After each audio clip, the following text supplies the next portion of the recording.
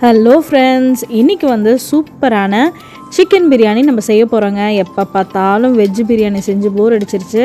சரி, ஒரு முறை சிக்கன் பிரியாணி செய்யலாமே அப்படின்ட்டு நம்ம செய்கிறோம். வீடியோவை கடைசி வரலும் பார்த்து என்ஜாய் பண்ணுங்கள். 3 கிலோ அளவுக்கு சிக்கன் பிரியாணி செய்ய போகிறோங்க. ஒரு பாத்திரத்தில் எண்ணெய் நல்லா காஞ்சதும் பட்டை வகைகள் எல்லாமே போட்டுக்கலாம். கூடவே வந்து பச்சை மிளகாவும் போட்டுட்டோம். அப்புறம் நல்லா பொடியாக நறுக்குன வெங்காயம் போட்டாச்சுங்க.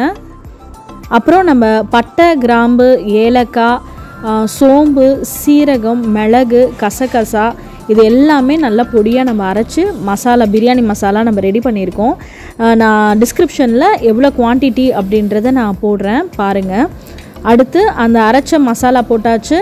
கூடவே வந்து கொத்தமல்லி, புதினா சேர்த்துட்டோம். தக்காளியும் ஆட் பண்ணிட்டோம். நல்லா எல்லாமே வதங்கினதும் இஞ்சி பூண்டு விழுது நம்ம ஆட் பண்ணிக்கலாம். இது எல்லாமே நல்லா மிக்ஸ் பண்ணிக்கலாங்க. கூடவே தேவையான அளவு உப்பு நம்ம ஆட் பண்ணிக்கலாம்.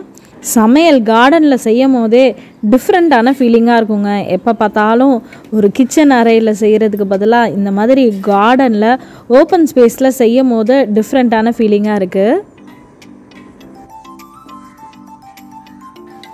அடுத்து தேவையான அளவு தயிர் ஆட் பண்ணிக்கலாங்க.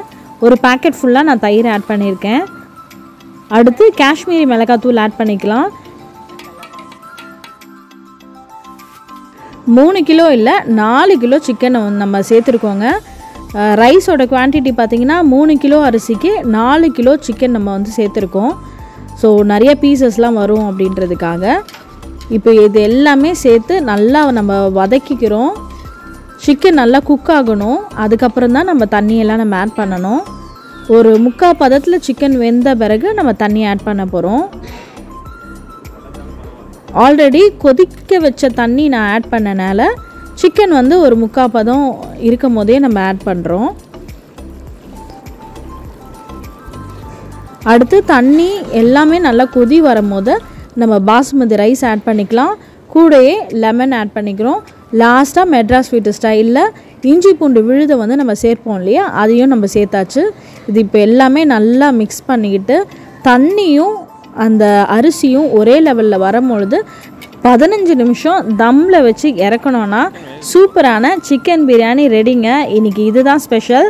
பேக்கும் நம்ம பண்ணியாச்சு. ஓகே ஃப்ரெண்ட்ஸ், நம்ம அடுத்த வீடியோவில் பார்க்கலாம். தேங்க்யூ, பாய்.